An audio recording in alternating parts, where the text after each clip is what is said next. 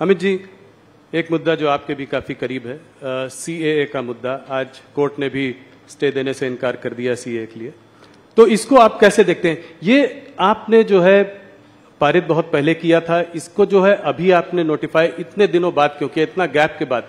क्या चुनाव आपके उसमें था? ऐसा नहीं था राहुल जी। सीएए पारित होने के बाद देश में एक बड़ी गलतफहमी फैलाई गई और इतने में कोविड आ गया।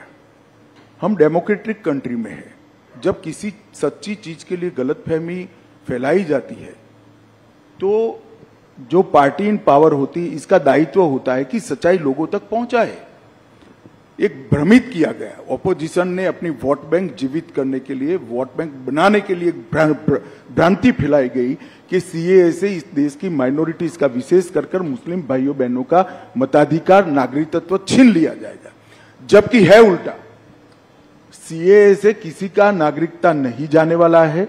सीएए नागरिकता देने का कानून है। सिख, बौद्ध, जैन, क्रिश्चियन, हिंदू, जो सारे भाई 3 देशों से प्रताड़ित होकर आए हैं, वो सालों से यहां बैठे हैं, उनके पास नागरिकता नहीं है। उनके नाम से संपत्ति नहीं खरीद सकते, सरकारी नौकरी नहीं ले सकते जी। किस प्रकार से इनका जीवन व्यतीत होगा? एक करोड़ों लोगों की परेशानी को कांग्रेस के पास इसका जवाब नहीं था। वो अपनी वोट बैंक की पॉलिटिक्स में ही मशगूल थे और पूरी भ्रांति फैलाई कि सीएए थे देश से मुसलमानों की नागरिकता चली जाएगी। मैं फिर से एक बार, अनेक बार कर चुका हूं, फिर से एक बार स्पष्टता करना चाहता हूं, इस देश के मुसलमानों को डरने की जरूरत नहीं है। सीएए नागरिकता लेने का कानून ही नहीं है, नागरिकता देने का कानून है। और जहां तक सीएए का सवाल है, एक कांग्रेस के आजादी के वक्त महात्मा गांधी, जवाहरलाल नेहरू, मौलाना आजाद, सरदार पटेल, राजेंद्र बाबू, सबका वादा था कि जो पाकिस्तान, बांग्लादेश और अफगानिस्तान से आएंगे वो सारे शरणार्थियों को हम नागरिकता देंगे। वो वादा कांग्रेस पार्टी ने पूरा नहीं किया, वो वादा हम पूरा कर रहे हैं। वो एक प्रकार से नेहरू लियाकत पैक्ट का इंप्लीमेंटेशन है।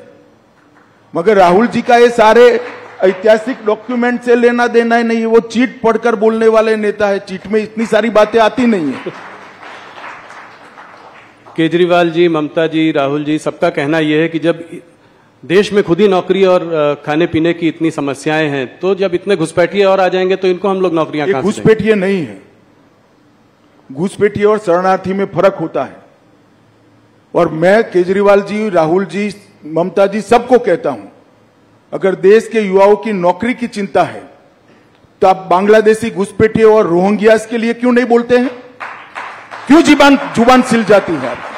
इसलिए सुल जाती है कि आप अपनी वोट बैंक को हट कर रहे हो। शरणार्थी जो होता है वो प्रताड़ित होकर यहां आता है। अभी मैं आपको बताता हूं, अफगानिस्तान में निजाम बदला, सारे लोग इनसिक्योरिटी फील कर रहे थे। सैकड़ों हजारों सिख भाई पवित्र गुरु ग्रंथ साहब को लेकर यहां है। क्या करें उनका?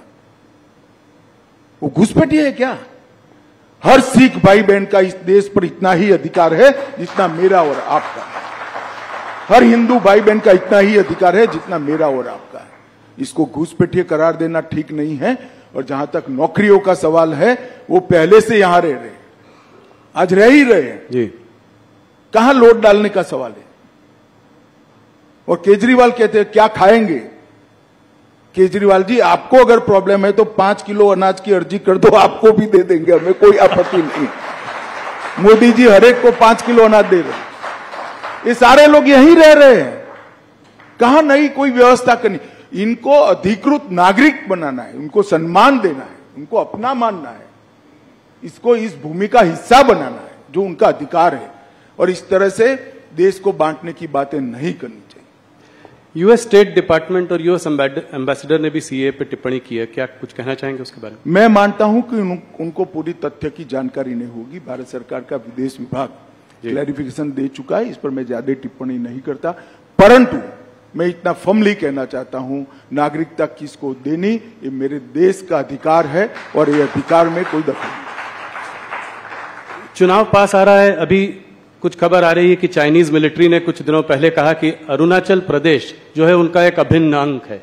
इसको आप कैसे देखते हैं? क्या ये जवाहरलाल नेहरू के समय से कह रहे हैं जी।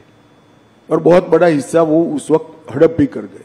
मेरा तो जन्म नहीं हुआ था 1962 में जी, परंतु ये मोदी सरकार है, 1 इंच भी जमीन देश की किसी भी सरहद पर कोई नहीं ले सकता, ये हमारा भारत की जनता को वादा है।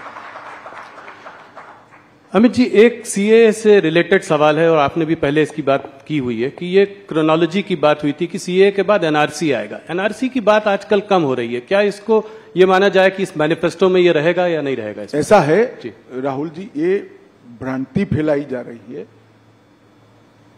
एनआरसी कांग्रेस के वक्त आया हुआ कंसेप्ट है। एनआरपी चिदम्बरम साहब जब गृह मंत्री थे तब गवर्नमेंट कंटिन्यूअस प्रोसेस होती है, हमने इसको आगे बढ़ाया। मगर सीएए का जो कानून है इसके अंदर कहीं एनआरसी का प्रोविजन नहीं है, कहीं एनआरसी के जिन्स भी नहीं है। कृपया देश की माइनॉरिटी को डराना बंद करिए, स्पष्टता से बताइए कि सीएए से किसी की नागरिकता नहीं जा सकती, और ये वास्तविकता है।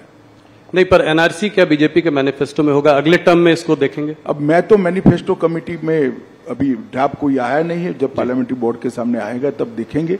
परंतु मैं इस मंच से इसकी घोषणा भी नहीं कर सकता, परंतु मैं इतना स्पष्ट कर देना चाहता हूं, अभी देश के सामने सीएए का कानून है जिसमें एनआरसी के कोई वायरस नहीं है। क्या कहते हैं, इस पिछले आपका जो 5 साल का कार्यकाल रहा उसमें आप लोगों ने बहुत बड़े काम किए। 370 अभी सीएए की हम लोग बात कर रहे थे, एक यूनिफॉर्म सिविल कोड की भी बात हुई है और इसको आपने जो है उत्तराखंड के गवर्नमेंट के उसके माध्यम से शुरुआत भी की है। तो क्या अगले 5 साल में ये एक बड़ा मुद्दा रहेगा भारतीय जनता पार्टी का? आपके मैनिफेस्टो आपने कहा कि अभी आप नहीं बता सकते, मगर आप राहुल जी, यूसीसी लोकभोग्य भाषा में कॉमन सिविल कोड, ये आज से हमारा मुद्दा नहीं है जी, 1950 से हमारा मुद्दा है। इसके लिए मेरी पार्टी ने आंदोलन किया है, जनसंघ था तब से करा है, और हम इससे हट नहीं सकते हैं। हम मानते हैं कि पंथ निरपेक्ष देश में सभी के लिए एक कानून होना चाहिए, इसमें किसी से कोई मतभेद, और हम इस बात को जनता के सामने मुखरता के साथ रखेंगे।